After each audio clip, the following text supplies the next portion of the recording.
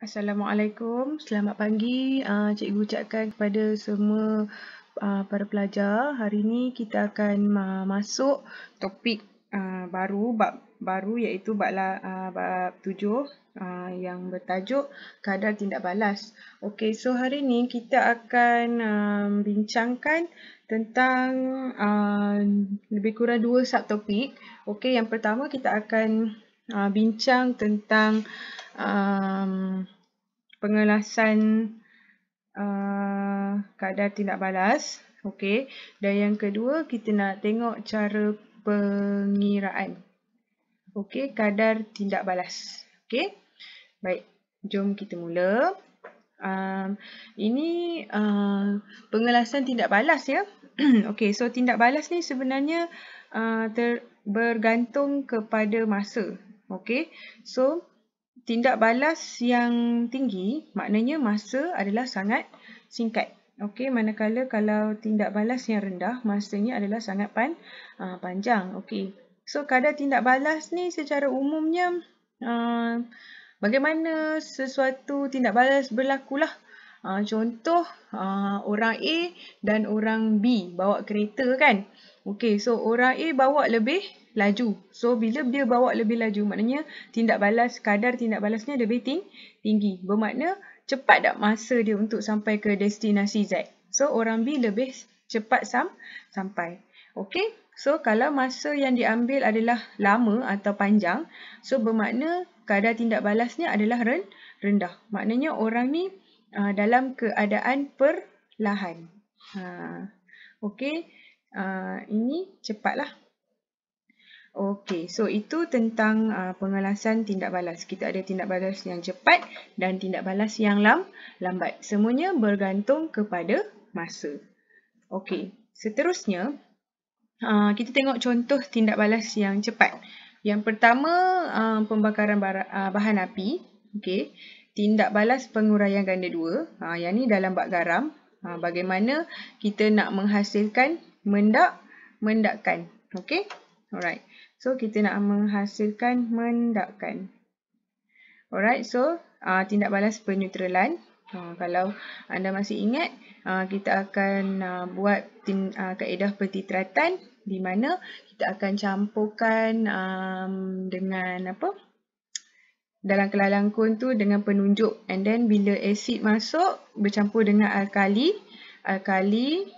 okey, ini H+ asid, so campur dengan penunjuk, so dia akan berubah menunjukkan warna lah sekiranya ia telah mencapai neutral ataupun tidak.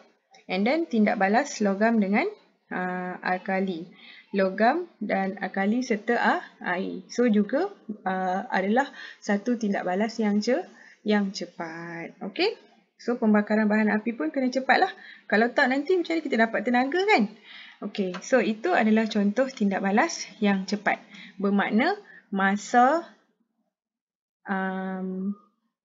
singkat lah. Masa yang diambil untuk bertindak balas adalah singkat. Okey. Seterusnya, kita ada tindak balas perlahan. Bila tindak balas perlahan, masa yang diambil adalah lama. Bila masa lama, so kita akan dapat hasil tindak balas pun dalam masa yang lama lah. Okey.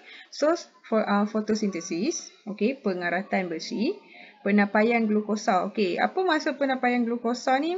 Contoh paling senang, hampa bisa makan tak? Tapai. So tapai adalah contoh di mana proses penapaian berlaku. Kalau kat Sabah Sarawak, mereka ada satu minuman yang dinamakan air tuak. Juga melalui proses penapaian. Okey. Kalau tapai ni asalnya daripada nasi lah. Kita bubuh ragi dalam nasi, so nasi tu akan berubah menjadi tapai. So, mereka menjalankan proses penapaian glukosa sebenarnya. Dan juga proses resapan. Maknanya, peresapan tu contoh macam dalam pepejal agar-agar iodin kan. Agar-agar kita bubuh pepejal iodin. Ini iodin. And then dalam kita punya test tube ni ada agar-agar. So, after one day, barulah semua agar-agar ni akan berubah menjadi warna purple. Sebab purple gel iodine tu telah meresap masuk ke dalam agar-agar. Okay, so mengambil masa yang lama. So tindak balas perlahan ni maksudnya sangat lambat lah. Okay, berbanding dengan tindak balas cepat. Maknanya sekelip mata benda tu pun akan menghasilkan hasil tindak balas. Okay, alright. So itu adalah tentang pengelasan tindak balas. Okay, so seterusnya inilah secara orang kata rumusan. Rumusan. Tindak balas cepat bermakna kadar tindak balas adalah tinggi. Kalau tindak balas perlahan, kadar tindak balas adalah rendah. Okay. Seterusnya, okay. So kita dah cover tentang jenis-jenis tindak balas cepat ataupun perlahan. Semua adalah bergantung kepada masa. Sekarang kita nak lihat tentang maksud. Apa yang dikatakan sebagai kadar tindak balas? So berdasarkan pelajaran sebentar tadi, so kita boleh katakan kadar tindak balas ni adalah kita nak ukur perubahan kuantiti bahan tindak balas per masa atau hasil tindak balas per masa. Okey, so kalau baca ni macam tak berapa faham kan? So actually sebenarnya kita boleh tengok daripada persamaan kimia lah, iaitu yang bahagian sebelah kiri melibatkan bahan tindak balas. Okey, di mana bahan tindak balas tu nanti kita akan campurkan dan kemudian dia akan menghasilkan hasil. So, kita boleh ambil sama ada bahan tindak balas per masa, maknanya perubahan. Okey, perubahan bahan tindak balas per masa ataupun hasil tindak balas yang kita dapat per masa. So, kita boleh ambil dua keadaan ini atau sama perubahan bahan tindak balas ataupun hasil. Semuanya ada kaitan dengan masa. Berapa banyak masa yang kita perlukan? Contoh, kita nak menghasilkan 10 biji kek. Contoh, orang A, orang B. Orang A boleh hasilkan 10 biji kek dalam masa sejam. Tapi orang B menghasilkan 10 biji kek dalam masa 1.5 jam. Bermakna tindak balas orang A lebih cepat berbanding tindak balas orang B. Semuanya ada kaitan dengan masa. So, sebab itulah kadar tindak balas ni dikatakan sebagai darjah pengukuran. Okey, kita nak tengok sama ada kuantiti bahan tindak balas ataupun hasil tindak balas per masa. Okey, so daripada maksud tadi tu, kita boleh tukarkan kepada formula ini. Okey, so kadar tindak balas adalah sama dengan perubahan kuantiti bahan tindak balas atau hasil tindak balas per masa. Berapa masa yang kita akan tetapkan?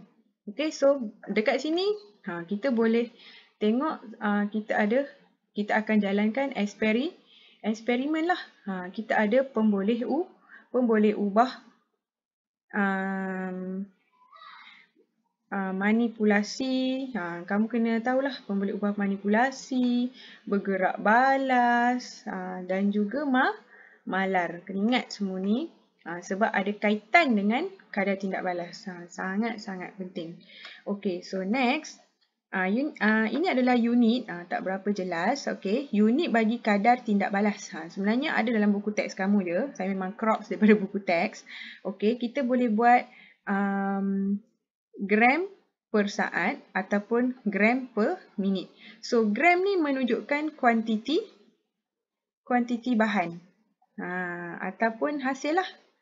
Kita ambil dalam bentuk gram, iaitu GSIM. Okey, ataupun kita ambil dalam bentuk isi padu.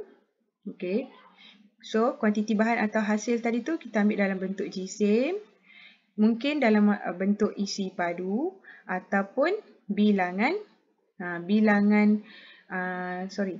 kita ambil dalam molarity ataupun kepekatan. Kita boleh ambil kuantiti bahan atau hasil tu sama ada dalam bentuk GSIM, isi padu ataupun molarity. Dan semuanya kita akan bahagikan dengan masa. So, unit masa yang akan kita gunakan sama ada saat ataupun minit. So, dalam berapa saat, berapa gram yang kita pakai. Ataupun berapa gram yang kita hasilkan. Okey? So, itu adalah unit kadar tindak balas. Okey? So, kuantiti bahan yang kita akan ambil sama ada dalam bentuk jisim, iaitu gram, isi padu, sentimeter padu, ataupun kita ambil dalam kepekatan atau kemolaran. Molarity ni bahasa Inggeris ni. So, kepekatan ataupun kemolaran. Okey, so kita akan bahagikan dengan masa. Okey? Alright, so ini adalah unit bagi kadar tindak balas. Okey, so bila dalam kita dah jalankan satu tindak balas, kita akan perhatikan perubahan. Okey, so perubahan ni sebenarnya kita punya pemerhatian. Apa pemerhatian yang mungkin kita lihat semasa kita jalankan tindak balas? So, yang pertama, okay, kita akan perhatikan pembentukan mendakan. So, biasanya pembentukan mendakan ni, okay, dalam tindak balas penguraian ganda 2. Okay, penguraian ganda 2. So, dalam tindak balas penguraian ganda 2, bermakna kita nak hasilkan garam tak larut, iaitu mendakkan lah. Okay, so mendakkan. So, anda lihat di sini, dalam gambar rajah 7.1 ni, okay, adalah tindak balas antara argentum nitrat dengan natrium klorida. Di mana kita akan hasilkan mendakkan. Lihat, kalau dalam, ini saya labelkan sebagai A dan B. Kelalangkuan A, okay, maksudnya dalam tu masih ada natrium klorida. Kita masih lagi boleh perhatikan tanda X. Tapi bila once kita tuang masukkan argentum nitrat, okay, tanda X akan hilang kerana mendakkan terhasil. Ada mendakkan di sini. So, mendakkan itu sebenarnya adalah argentum klorida. Okay. Macam mana saya tahu argentum klorida ni? Buat baliklah. Argentum nitrat campur dengan natrium klorida. So, kita akan dapat argentum klorida campur dengan natrium nitrat. Okey, ingat semua garam anak iaitu melibatkan natrium, amonia dan juga kalium merupakan garam yang larut. So, ini garam larut. Garam larut. Yang ini adalah argentum klorida, garam tak larut. Bila garam tak larut, jadi dia akan menghasilkan mendakkan. Okey. So, perubahan yang kita perhatikan adalah mendakkan terhasil menyebabkan tanda X hilang. So, perubahan yang pemerhatian kita perhatikan, yang pertama adalah ada tak mendakkan. So, bermakna bila ada mendakkan, tindak balas akan sudah berlaku lah. Okay. So, yang kedua, perubahan yang kedua kita perhatikan adalah pengurangan jisim. So, bila pengurangan jisim ni, okay, biasanya adalah melibatkan tindak balas yang menghasilkan gas. Gas apa? Mungkin gas ni melibatkan gas hidrogen ke? Karbon dioksida ke? Biasanya hidrogen dan karbon dioksida lah. So, bila melibatkan pengurangan jisim tindak balas, bermakna bahan tadi tu, okay, kan ingat balik kita punya persamaan kimia kan bahan bertukar menjadi hasil. So, bahan ni akan bertukar menjadi gas. So, gas apa? Kemungkinan sama ada gas hidrogen ataupun karbon dioksida. Kita tengok apa bahan yang kita tindak balaskan. Okay. So, dalam gambar rajah 7.2 ni, kita lihat, okay, adalah tindak balas di antara asid nitrik dengan batu kapur, iaitu kalsium karbonat. Okay, di mana akhirnya kita akan membentuk kalsium nitrat, karbon dioksida dan air. So, batu kapur kita tadi tu, okay, bila kita timbang, mungkin masa sebelum eksperimen, jisimnya 10. Tapi selepas eksperimen, jisimnya tinggallah 8. So, dia ada kurang dekat situ. Okey. So, kenapa dia kurang? Sebab dia menghasilkan gas, iaitu karbon dioksida. Okey. So, ini adalah perubahan yang kita akan perhatikan apabila tindak balas berlaku, iaitu berlakunya pengurangan jisim bahan tindak balas. Okey. Alright. Next adalah pertambahan isi padu gas. Okey. So, sentimeter padu lah.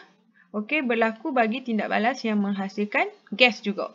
Okey, so ini adalah set up, okey, radas di mana kita nak tindak balaskan asid hidroklorik, okey, campur dengan pita magnesium. Contoh, So, di mana bila kita campurkan, kita akan menghasilkan magnesium klorida. So, sebab tu dia berwarna putih. Okey. So, bila semasa dia menghasilkan magnesium klorida, okey, gas hidrogen akan terhasil dan dia akan masuk ke dalam picagari kita. So, picagari ni pun akan tertolak ke belakang dan di sini adalah kita punya isi padu gas yang terhasil lah semasa kita punya tindak balas magnesium dan juga asid hidroklorik tadi. Okey. So, pemerhatian ni kita boleh lihat pada picagari. Okey. So, perubahan ataupun pemerhatian yang boleh kita perhatikan apabila tindak balas berlaku. Yang ketiga adalah dengan berlakunya pertambahan isi padu gas. Okey. So, overall pemerhatian yang mungkin kita akan perhatikan, okey. Yang pertama tadi adalah dari segi apa dia? Okey, kita akan perhatikan mendakkan. Okey, yang kedua kita akan perhatikan sama ada jisim bahan berkurang. Dan yang ketiga adalah sama ada bertambahnya isi padu gas. Okey, atau salah satu ni. Mana-mana satu. Okay. So, bila berlakunya adanya pemerhatian macam ni, so bermakna tindak balas berlaku. So, persoalannya cepat ataupun lambat. Okay. So, itu adalah tentang perubahan yang kita perhatikan apabila tindak balas berlaku. Okay. Alright. So, kita akan masuk part yang kedua. Okey, iaitu cara untuk menghitung kadar tindak balas. Okey. So, ada bila kita nak hitung ni, maksudnya kita akan buat pengiraan lah. So, saya dah kata kadar tindak balas adalah kadar ni sebenarnya merujuk kepada masa. Tindak balas kita tadi tu sama ada perubahan dari segi isi padu ataupun pengurangan jisim ataupun kita boleh tengok kemolaran kita. Ada tak perubahan dari segi itu? Okey. So, ada lebih kurang 4 cara bagaimana kita nak hitung kadar tindak balas. Okey, yang pertama kadar tindak balas purata. Okey, kita tengok.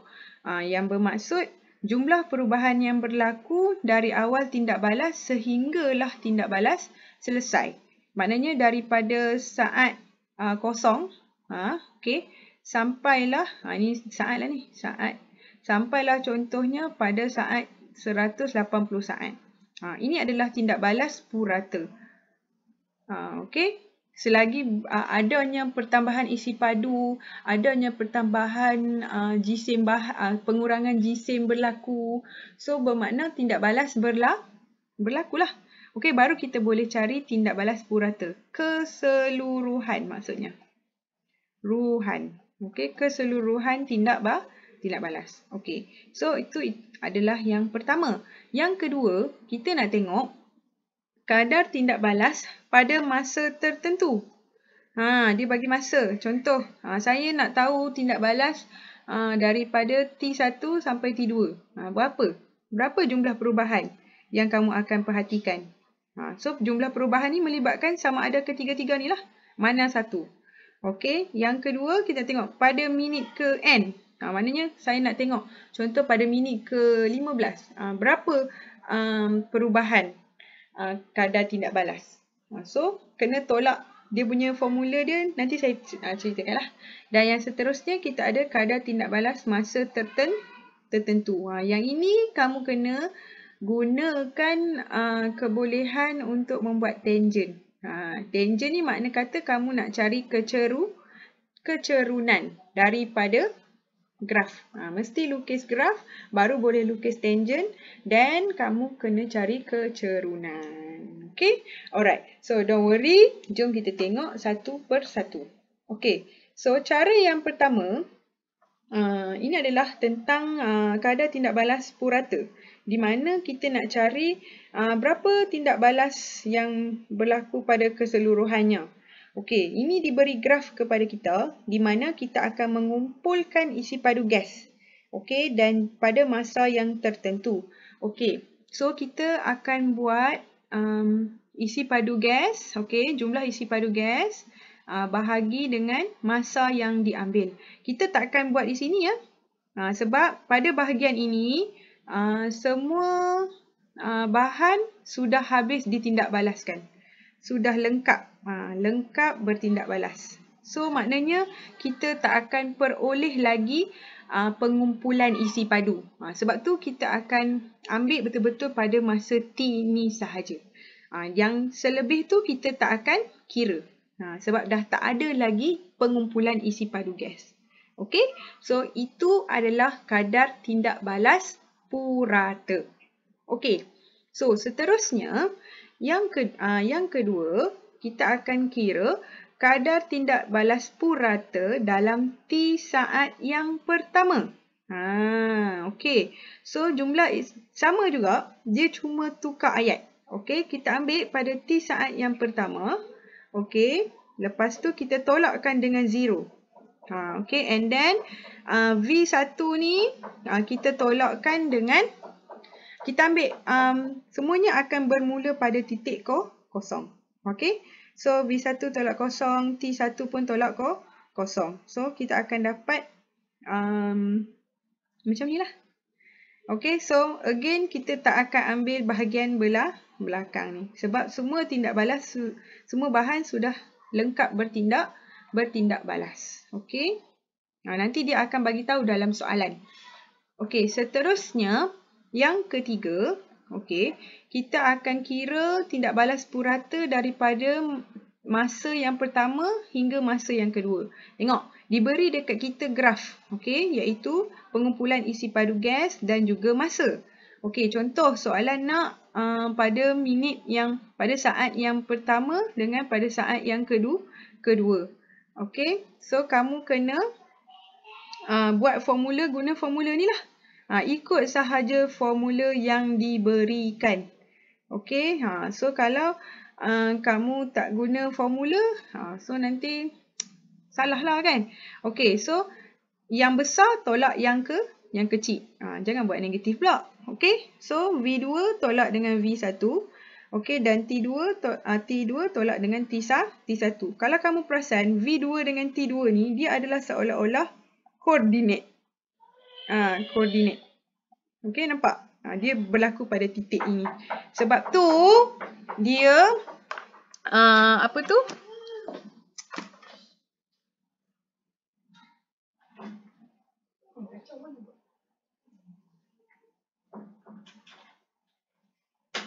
Okey, sebab tu, kita kena betul-betul tepatlah kalau kita guna kata graf, kena plot dengan baik. Baru kita akan dapatkan kadar tindak balas purata yang betul. Okay, so actually ini adalah paksi Y, ini adalah paksi X. So Y bahagi dengan X.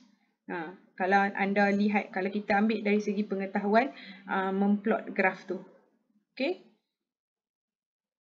Memplot graf. Okay. Memplot graf. Belajarlah kan? So, kalau anda lihat sebenarnya mereka adalah koordinat. Okay. So,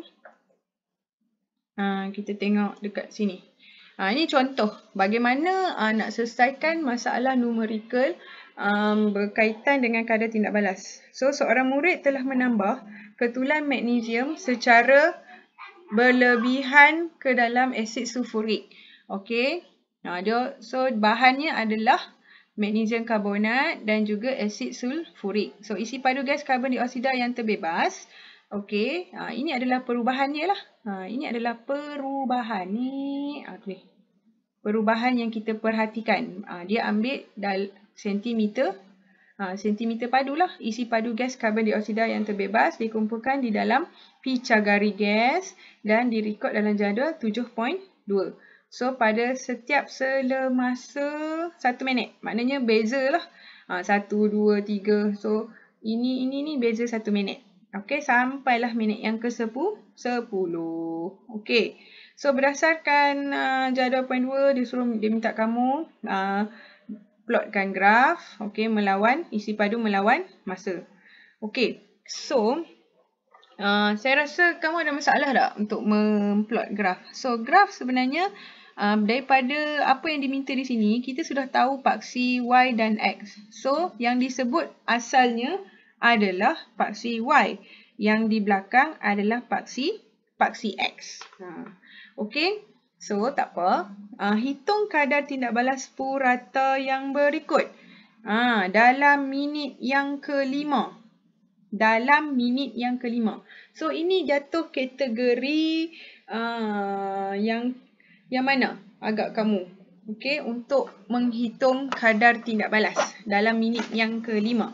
Okey, maknanya, kita tengok. Okey, bila minit yang ke-5, kita kena buat formulanya adalah N, iaitu merujuk kepada 5 tolak 1. Bermakna minit yang ke-5 ni kena tolaklah dengan minit yang ke-4. Okey, tengok jalan kerja dia. Sebenarnya semuanya dalam buku teks saja. Okey, so nampak 63 minit yang ke-5 tolaklah dengan minit yang ke-4. So 63, nampak? 63 tolak 58, 5 minit tolak 4 minit. Betul tak? Okey, so kamu akan dapat macam ni lah.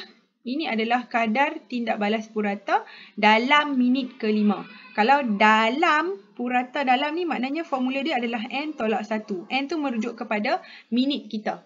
Minit 5 tolak dengan 1, iaitu tolak dengan 4 lah. Okey, so kamu akan dapatlah jawapan dia kalau dalam ni 5 cm padu per minit. Okey, so unit penting dalam topik ini. Kalau anda tak sertakan unit, markah anda boleh dipotong. Okey, so dapat tak di sini? So, bila kita nak cari kadar tindak balas dalam masa yang diberi. So, formula dia adalah masa tersebut kena tolak masa sebelum dia. So, macam ni lah. N tolak 1 lah. Okey? Alright. Seterusnya, okey. Yang kedua, bagi keseluruhan tindak balas. So, bila kita nak tengok bagi keseluruhan tindak balas ni, okey, kita tengok kosong memang tak ada isi padu gas di kumpul. Okey, 1 ada sampailah minit ke-7. Okey, minit ke-7. 7, 8, 9, 10. Semuanya adalah 70. Bermakna tindak balas ini sudah stop pada minit yang ke-7. Di mana isi padu gas yang terhasil adalah 70. Yang belakang ini bukan lagi berlakunya tindak balas sebab semua bahan sudah lengkap di tindak balas. Maknanya semuanya sudah digunakan dalam tindak balas kita. So tak ada lagi pertambahan isi padu gas.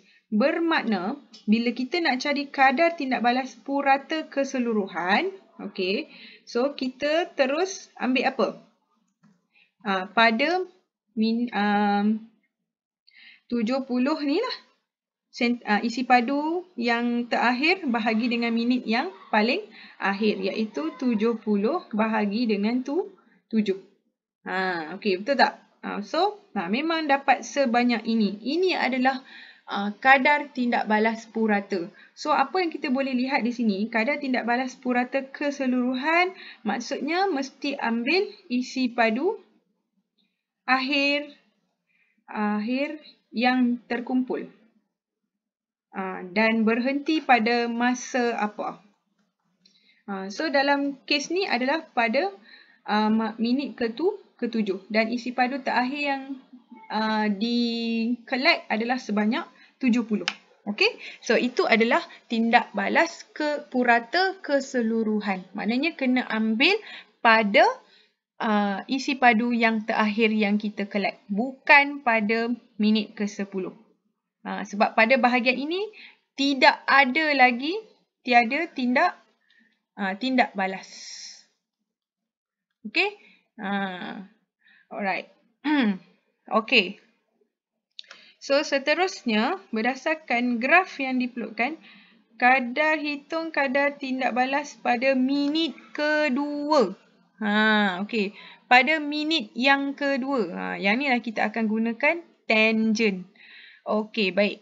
So, saya terang dulu bagaimana kita nak gunakan tangent untuk menentukan tindak balas pada masa tertentu. Maknanya, macam tadi soalan tadi dia nak minit yang kedua. So, bagaimana kita nak buat? Nak tentukan kadar tindak balas. So, caranya yang pertama, okey, anda kena lukis graf lah. Kalau anda tak lukis graf, anda tak akan dapatlah dia punya pattern kan. Alright, so yang pertama anda mesti lukis tangent. So tangent ni mesti kita tarik ataupun titik lah koordinat. Kita kena tarik daripada minit yang diminta lah. Ni minit yang diminta. Minit ataupun masa dalam soalan. Okey, apa minit yang dia nak kat kita? Kalau dia nak saat yang kedua, kamu cari pada saat yang kedua. Okey, kalau nak saat yang ketiga, carilah pada saat yang ketiga. Okey, so kamu akan buat satu garis lurus. Tangent ni satu garis lurus, nampak? Pergerakan, kamu tariklah banyak mana yang kamu perlukan. Okey, so kamu tarik, kalau diberi dalam buku teks kita ni, dia tariklah sampai dia jumpa takat ni. Pun boleh. Ikutlah kecil ke, besar ke. Okey, boleh. Okey, so tarik satu tangent. Okey, so kalau boleh, mesti berada pada tengah-tengah lah. Okey, and then kita lengkapkan satu segitiga. Kamu akan buat segitiga. Ni tadi kita dah buat. Yang ni yang pertama. And then kita buatlah segitiga. Okey, bersudut tegak maknanya mesti 90 degrees. Tak boleh segitiga macam ni ke. Ini salah. Okey, so bersudut tegak maksudnya 90 degrees lah. Okey, dilukis dalam pelbagai saiz. Nampak? Dia kata, lebih besar segitiga, lebih tepat perhitungan untuk nilai kecerunan. So, doesn't matter about the triangle size. Okey? Ikut suka kamu lah. Kamu nak kecil ke, kamu nak besar ke. Okey? Alright, so and then step yang ketiga, bila kita nak cari kadar tindak balas pada masa yang tertentu, okey, anda mesti ambil ni ada 2 point di sini. Koordinat inilah yang akan anda gunakan untuk mencari kecerunan. So, daripada koordinat ni anda akan tarik, kita ada V1, V2 and then T1, T1, T2, sorry. Okay, so maknanya T ni kita hanya gunakan untuk menentukan tangent sahaja. Menentukan tangent sahaja. Okay. Okay, menentukan tangent sahaja. So, kita punya bacaan adalah dekat koordinat yang kita buat tangent pada asalnya tu. Okay, V2, V1. Okay, nampak? So, sebenarnya kita akan cari kecerunan lah. Y over X. Ni kecerunan. Kita nak cari kecerunan sebenarnya. Okay, dengan adanya koordinat yang kita dapat dengan kita buat tangent tadi. Okay? Alright, so kita tengok contoh. Okey, soalan ni. Ini adalah graf yang kamu dah lukis di mana dia nak pada minit yang kedua. So ini minit yang kedua. So dia ambil pembaris. Doesn't matter awak nak sebesar mana. Awak nak besar lagi ke nak. Okey, so and then dia tarik ni lah tangent kita. Okey, and then dia buat step yang kedua, dia buat 90 degrees punya triangle. Okey, nampak?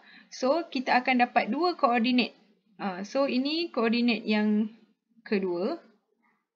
Yang tinggi kita akan consider sebagai ni Y2, ini X2 contoh. Ini Y1, ini saya ingat pula. Ini adalah X1. So, kamu boleh cari terus kecerunan dia. Di mana Y2 tolak Y1 bahagi dengan X2 tolak X1. Ini berdasarkan koordinat ni. Dia berhenti pada titik yang mana. Okay? Alright. So, dapatlah kecerunan. So, kita tengok bagaimana dia cari. Okay. So, nampak? So, 64. Ni dia cari 64. Kamu kira sendirilah. Okay. So, tolak dengan 20. Nampak? Dia berhenti pada sini. Okay. So, ini. So, dapatlah 11.558 cm padu per minit. Okay. So, itu pada. Okay. Boleh beza tak? Kalau dalam, so rumusannya kat sini, bila kita nak cari melibatkan masalah matematik, melibatkan kadar tindak balas ni, yang pertama, kamu kena ada kebolehan baca apa? Baca jadual ataupun maklumat yang diberi. Mesti rujuk maklumat yang diberi, iaitu jadual. Okay. So, yang pertama, kalau dia kata kadar tindak balas dalam. Kalau dalam ni maknanya kamu kena guna formula N tolak 1. Maknanya N ni adalah masa. Berapa masa dia? Kalau dia nak masa ke-5, maksudnya 5 tolak 4. Apa masa yang sebelum dia tu? Okay? Alright. So, yang kedua, keseluruhan. Okay, bila tindak balas keseluruhan, maknanya anda mesti ambil isi padu ataupun jisim maksimum yang diperoleh dan berhenti pada masa apa.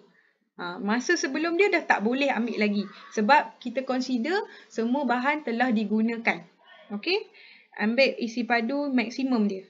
Okay, macam tadilah. Kalau maksimum dia adalah 70 dan dia berhenti pada masa apa. Okay, berhenti. Okay, saya tambah. Berhenti pada masa apa. Okay, itu dia.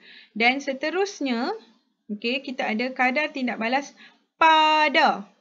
Okay, pada. Bila pada ada perkataan pada, maknanya anda kena lukis tangent. Itu dia rumusan cara pengiraan yang melibatkan kadar tindak balas. Apa pun anda mesti ada maklumat. Okey. Dan yang kedua, anda mesti plot graf. Contohlah. Okey, so plot graf. Okey. So itu adalah tentang bagaimana cara kita nak kira. Kalau ada perkataan kadar tindak balas dalam, maksudnya masa yang diberikan kat kita tolak masa sebelumnya. Okey, kalau keseluruhan kita ambil isi padu atau jisim maksimum yang kita dapat. Okey, dan kita tengok dia berhenti pada masa apa. Jangan ambil contoh kalau 10 minit dia dapat juga 70. So kita tak akan ambil tu. Itu salah. Okey, dan seterusnya kalau dia kata kadar tindak balas pada. Bila ada ayat pada, maknanya anda kena lukis tangent. Okay. So, saya harap dengan rakaman saya ni dapat bantu anda untuk memahami topik kadar tindak balas. Okay. Ini baru part 1. Okay. So, kalau ada apa-apa masalah, boleh tinggalkan komen ataupun boleh PM cikgu personal. Okay. Terima kasih semua. Assalamualaikum.